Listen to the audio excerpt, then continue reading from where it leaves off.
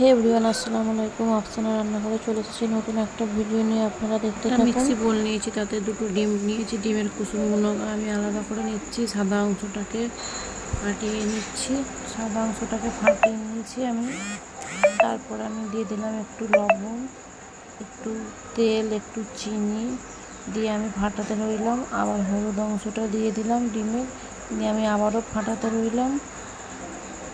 দিয়ে আমি vanilla essence, baking powder, baking soda দিয়ে দিলাম আর একটু ম্যাঙ্গো ফ্লেভার দিয়ে আমি আবারও ফাটতে রইলাম।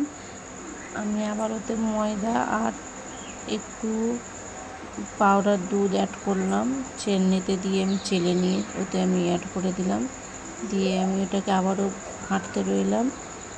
দেখুন আমার ফাটিয়ে আমার গোলাটা রেডি হয়ে গেছে। আমি একটি মিক্সি বোল নিয়ে নিয়েছি, তাতে আমি ঢেলে নেব। আমি আগে থাকতে ব্রাশ আর ফয়েল পেপার লাগিয়ে রেখেছিলাম, তাতে আমি ঢেলে নিয়ে ওর উপরে আমি দিয়ে দিলাম কিছু টুটি ফুটি। আমার কাছে গ্রিনটা ছিল, আপনাদের কাছে যেটা থাকবে সেটাই দেবেন, অসুবিধা নেই। দিয়ে এটা আমি গ্যাসে বসিয়ে দিলাম। 15 মিনিট পরে চলে এলাম, আমার কেক রেডি।